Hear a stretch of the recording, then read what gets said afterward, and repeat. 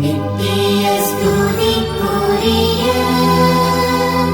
பரிசுத்த நற்கருணைக்கு பக்தியாய் ஆராதனை எத்திசையும் புரிவோம்.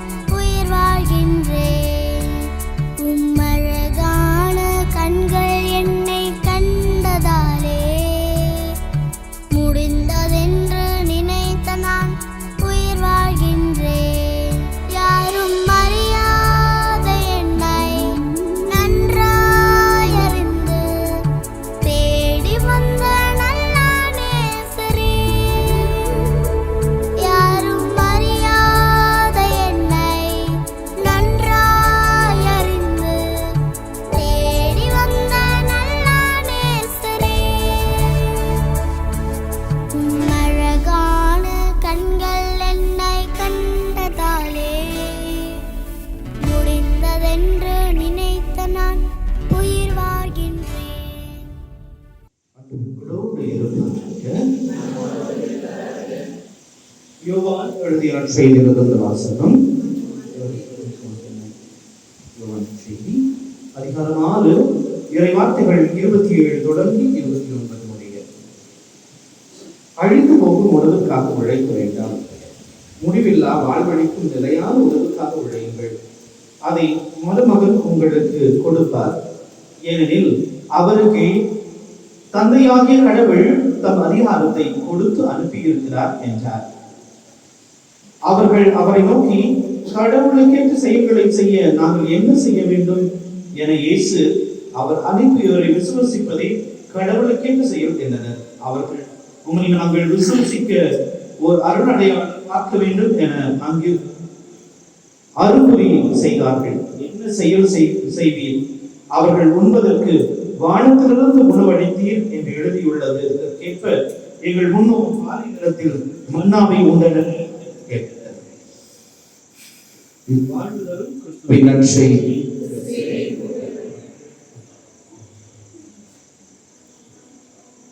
அழிந்து போகும் உணவிற்காக உழைத்திட வேண்டாம், என்றும் அழிந்திடாத வாழ்வை கொடுக்கும் உணவுக்கு உழைப்பார். சகோதரர்களே, என்ன செய்து வாசிக்கிறோம்? செய்தி 6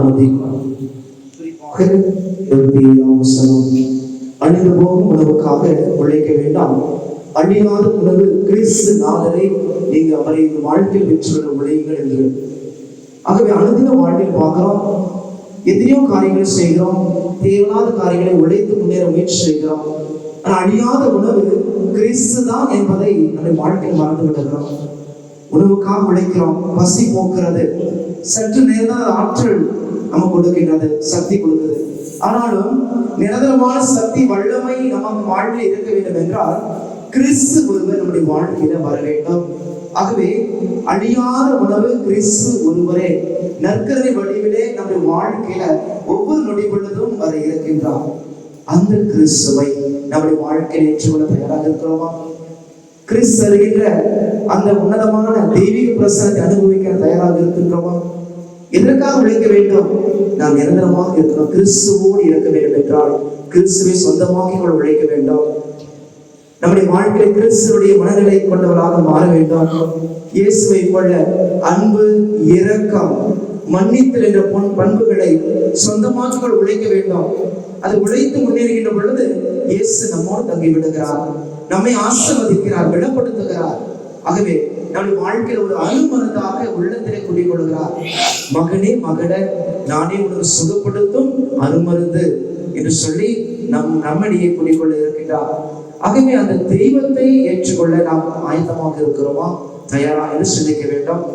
இதுக்கு எடுத்துக்காட்டு அழகாக புனித தாமஸ் அக்வினாஸ் சொல்லுவார், ஒரு ஆயன் தன்னுடைய மந்தைகளுக்கு ஆடுகளுக்கு பசியை போக்க உணவு கொடுக்கின்றார். ஆனா ஆண்டவர் இயேசு கிறிஸ்து நம் நல்வாழ்வு பெறும் பொருட்டு, நிரந்தரமாக வாழ பெறும் பொருட்டு தன் உடலையும் ரத்தத்தையும் ஆன்மீக உணவாக அருமருந்தாக கொடுத்தார் என்று சொல்றார். ஆகவே கிறிஸ்துவை சொந்தமாக்கிக் கொள்ள நாம் நம்மையே சற்று சிந்தித்து பார்ப்போம். இறைவன் நம்மை வல்லமையோடு ஆஸ்வதிப்பார்.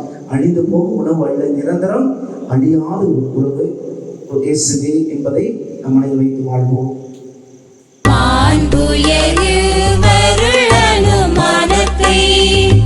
தாழ்ந்து பணிந்து ஆராதிப்போம். பழைய நியம முறைகள் அனைத்தும் இனி மறைந்து முடிவு பெறுக. புதிய நியம முறைகள் வருக. புலன்களாலே மனிதன் இதனை அறிய இயலா குறையை நீக்க விசுவாசத்தின் உதவி பெறுக.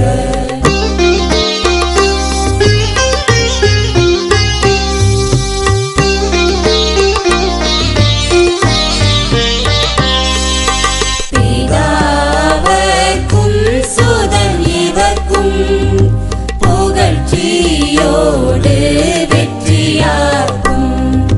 மீட்பின் பெருமை மகிமையோடு வலிமை வாழ்த்து யாவுமாக திருவரிடமாய் வருகின்றவரா தூய ஆவியானவர்க்கும் அளவில்லாத சம புகழ்ச்சி என்றென்றுமே உண்டாக. இனியனல் தேவன் வாழ்கவே.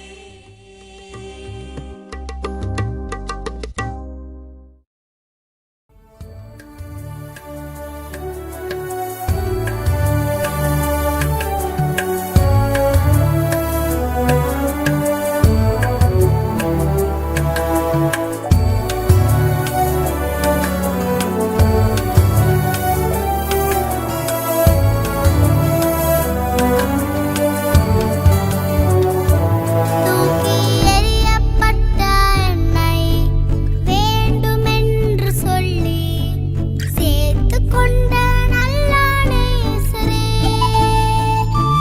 தூக்கி எறியப்பட்ட என்னை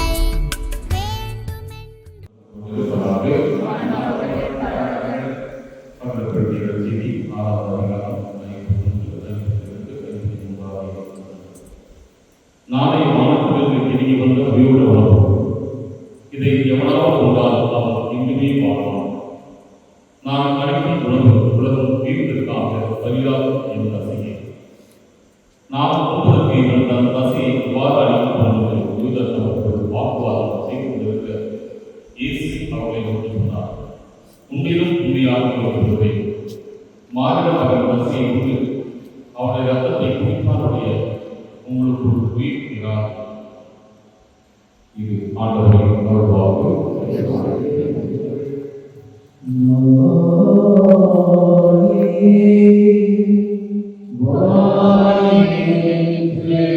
இறங்கி வந்த உயிருள்ள கொண்ட நல்ல நேசரே. அழகான கண்கள் என்னை கண்டதாலே முடிந்ததென்று நினைத்த நான் உயிர் வாழ்கின்றேன்.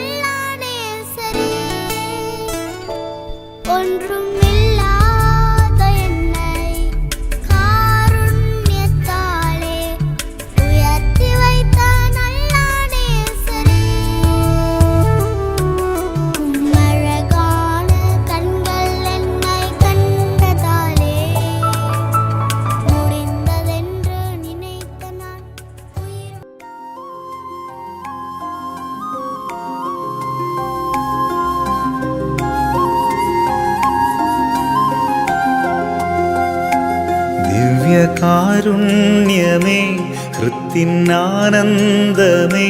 ദിവ്യകൂദാശയായെന്നിലലിയൂ സ്നേഹവാത്സല്യമേ ആത്മസൗഭാഗ്യമേ പൂർണ്ണമായെന്നെ നിന്റേതായി മാറ്റൂ ദിവ്യകാരുണ്യമേ ഹൃത്തിനാനന്ദമേ ദിവ്യകൂദാശയായെന്നിലലിയൂ സ്നേഹവാത്സല്യമേ ആത്മസൗഭാഗ്യമേ പൂർണ്ണമായെന്നെ നിന്റേതായി മാറ്റൂ മഴയായി പൊഴിയൂ മനസ്സിൻ പൂവിൽ സ്നേഹക്കുളിരായി നിറയൂ ഇന്നെൻ ഹൃത്തിൽ നിത്യം ആരാധനാ സ്തുതി നാഥ നിത്യം ആരാധനാ സ്തുതി നാഥ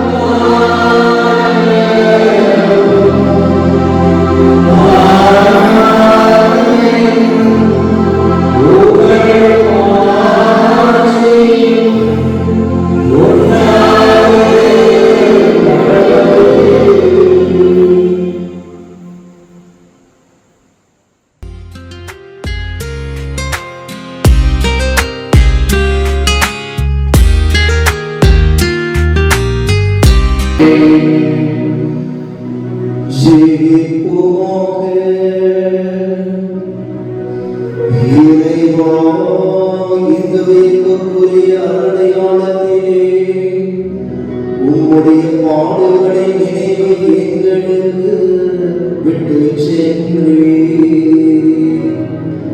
உம் திருவுருள் திறத்தாகியவற்றின் தூய மறைபொருளை வணங்கும் நாங்கள் உமது மீட்பின் பயனை இடைவிடாமல் துய்த்து உணர மகிழ அருள்வீராக. தந்தையாகியவனாலும் தூயாயான ஒன்றிற்கில் இறைவனாய் என்றென்றும் வாழ்ந்து ஆட்சி செய்து